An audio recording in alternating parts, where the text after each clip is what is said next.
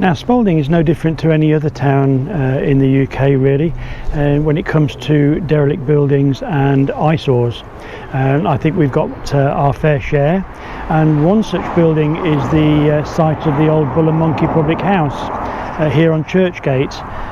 It's been the subject of discussion for many years, and it's definitely one of the worst looking properties in Spalding. I'm interested to find out what the situation is with the property and who owns it and what the plans are for it. So I'm going to speak to Councillor Gary Porter, leader of the South Holland District Council, and find out exactly what the situation is. Okay, so I'm here talking to Councillor Gary Porter, South Holland District Council. And first of all, Gary, we're going to talk about the site of the Bull and Monkey public house.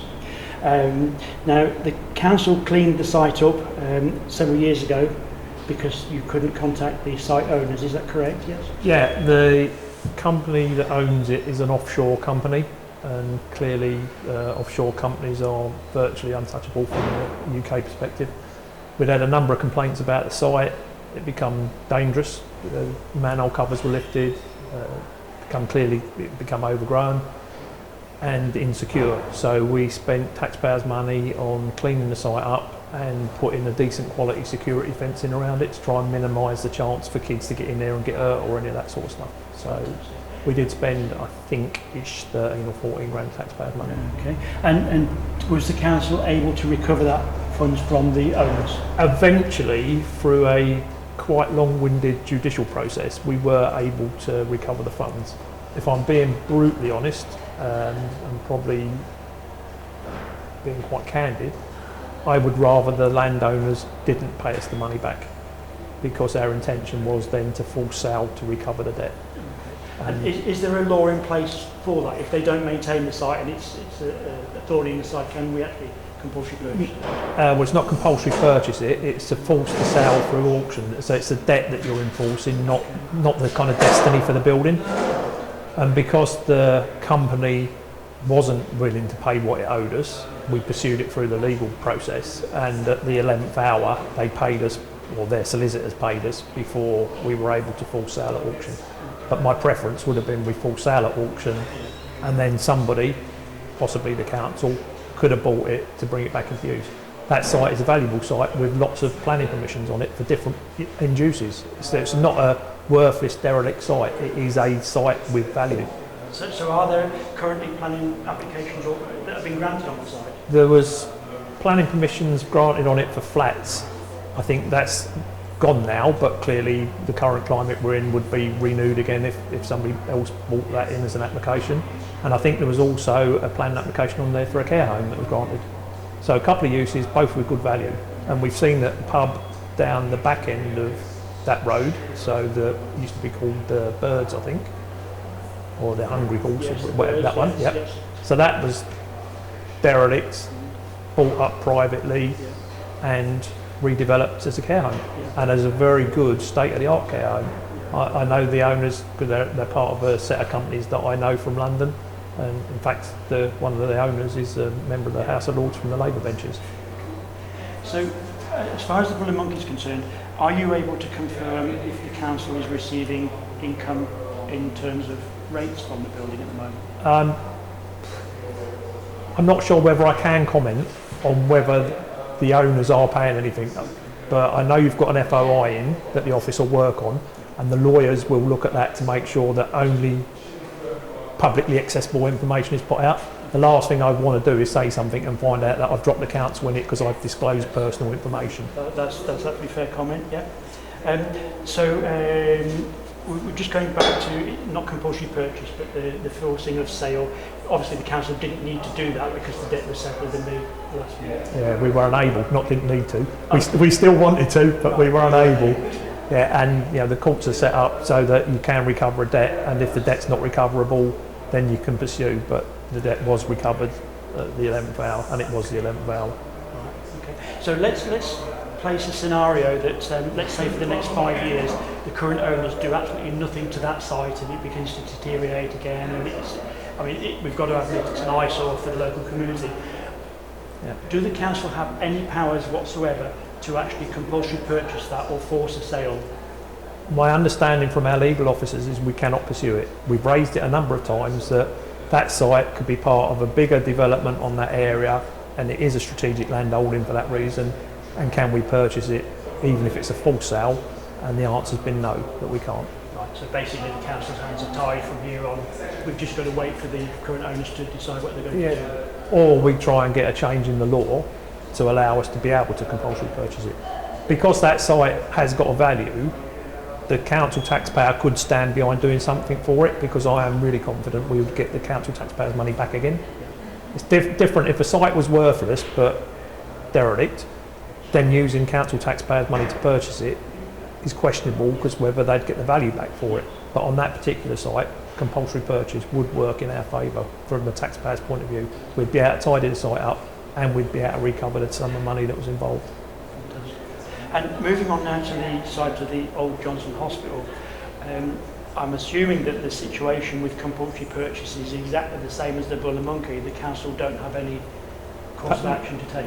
There's no direct course of action to take, but the hospital opens up a whole set of new questions, and in my mind is worse than the Bull and Monkey. Not the condition of the site, because quite clearly the site is relatively tidy for a derelict site, but the building was given to the people of Spalding and then was appropriated when the National Health set-up was first done in 48, 49, well, I think by the time the hospital transferred. So that building did belong to the people, and it was taken into the National Health Service when that was set up, but there was nothing put in that contract that said if the National Health Service ceased to need it, it should be returned to the people of Spalding, which it should have been. It was an asset given by private money, paid for it, given to us, so it should have still been ours. Failing that, the health service should have at least insisted on control of the end use when they sold it. So it shouldn't have just been sold to any random who bought it. It should have been sold to a specific group of people for a specific purpose. And if that had happened, then the health service would have been out to say, well, you haven't met your contract by making this end use happen, so we're going to buy it back. And again, it's now owned by offshore companies, and we're in the same space. So if that contract had been written properly at the time of transfer, we would have been able to get it back as the state, and then the health service should have been able to sell it to somebody else, subject to the end use. I think what the main problem is on that building is the amount of asbestos that's in there, and the cost to clear up makes it quite prohibitive for any kind of community type use to be able to justify getting any financial return on it. And that would make a compulsory purchase very difficult, because if you can't just go and willy-nilly buy something, you've got to be able to demonstrate an end purpose to that. And I don't think anybody would want to see that building knocked down. So it means whatever's done is a massively expensive remedial bill. And I'm not sure where the money for that has come from. We've explored over a number of years now with different charities and stuff and local community groups whether there's scope to be able to do something that brought that building back into community use. But I'm not aware of anything that looks like it's got a solid foundation. If you look at the number of properties in Spalding, I think it's just about 13,500 across the whole of Spalding. Even levying an extra charge, if we were able to persuade people to do it, you'd be on to big money to get you sort of that value back. Even if you stretched it out over a number of years, that's still a big increase, and that will be outside of the amount of council tax we're allowed to claim. So the government caps the amount we can put up each year without going out to a referendum. Well, I'd have a sneaky feeling if I put a referendum out to say to the people of South Holland, we'd like to double your council tax, but only for a couple of years while we was doing it, people would say, no, you're not doing it. And again, we would have spent the money on the referendum, and that would have been wasted money. And there is a bit of hope, and it is a kind of a candle glimmer in a very dark night. The Towns Fund and the government's current levelling up agenda, there could be a scope where we could try and put some sort of bid together to say you need to change the compulsory powers so that we can actually buy it, and then you need to give us a grant so we can actually buy it, and then find locally the money to do the extra work to it to bring it back into community use. And is that the kind of plan that the council would consider? It's the sort of thing we're looking at. Yeah. We're on a number of sites, including already existing owned land that the council's got. We tried on a bid for Whole Beach last time round, and that was unsuccessful. I think that was bad news, because Whole Beach clearly does need money spending on it, and the government should have paid for that. or at least a chunk towards it. We've seen our neighbours in Boston and East Lindsey have been successful. In fact, East Lindsey managed to get 2 towns in the previous deal. And now that we're sharing our management team and back office supplies and all that with Boston and East Lindsey, I'm confident, but not 100% confident, that we'll have the expertise to put a bid together that does look more attractive for the government. And now we've seen that prospectus for the Levelling Up white paper. Spalding is a perfect candidate for it. Whichever way you look at that agenda, South Holland and Lincolnshire more generally has been left behind on national spend per head of population. In a worst case scenario, what would you see happening to the old site of the Johnson Hospital? In a very worst case scenario, what's the worst thing that could happen? I don't know what the worst case is. I don't know how derelict it would have to become before we were able to do some preservation powers on it, and if that happened, then I'm sure we would be able to pursue a sale to get back our money, or at least force the owners to pay out money. I'm not sure what the arrangement is that allows you to run a business with quite an expensive asset that's sitting in there deteriorating. I don't know how that business model works. Most businesses, you normally have to buy something and make something to make some money. With the same offshore company that own these 2 properties, they have a property out at Hemswell, and again it was a derelict building that they purchased, I think £160,000. So that's not on the market, I think 3 years after the event, for double the money. So I'm assuming that this would be a similar kind of plan for them. I mean, we can't talk about. But if that's what they were planning to do, then that's fine. But they need to tell us. Yes.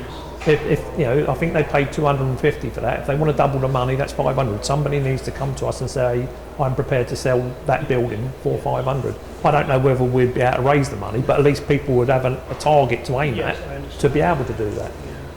I mean, there are. This isn't something I know for certain, but it was on Radio 4, so it must be true.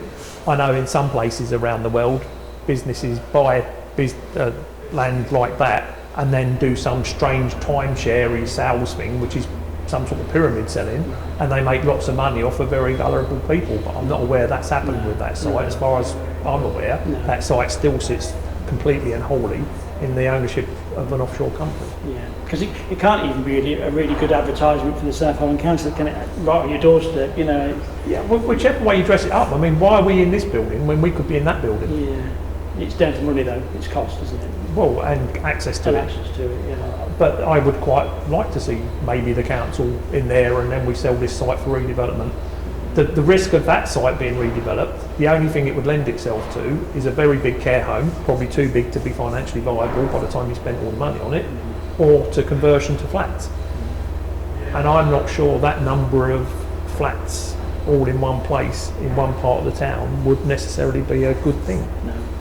I don't know what end of the market you would be able to aim them at. I'd much rather see it back into community use. You know, it used to belong to the community. It should be for the community. And we've got enough voluntary groups that are all disparately placed all over the place where you could bring them all into one centre if we could get the money together and the legal power to do it. But they're quite big ifs, both of those. Well, we'll present what we've got to Sir John Hayes, let him take it to Parliament and see where we go from there.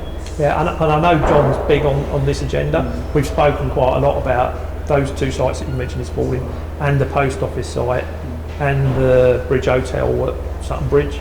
Again, another site that needs to somehow come into public use of some description, because they are blocks, and Sutton Bridge, it's a gateway site. So it definitely needs to be something done to it. But we struggle with the legal powers we've got, and clearly in a world with no money, the council only has taxpayers' money, and I'm not sure I could persuade the taxpayer. And in fact, I'd have to persuade the government first of all to let us have the power to do it, and then the taxpayer to have the will to do it. And I'm not sure that the will would be there. And it is galling for the hospital, because at least that was ours in the first place. The others, you know, they're private businesses, and that kind of is a different bit of world. But for the state to have taken off of us a building and then not let us have it back when they've finished the use of it is wrong, by whichever way you dress that up.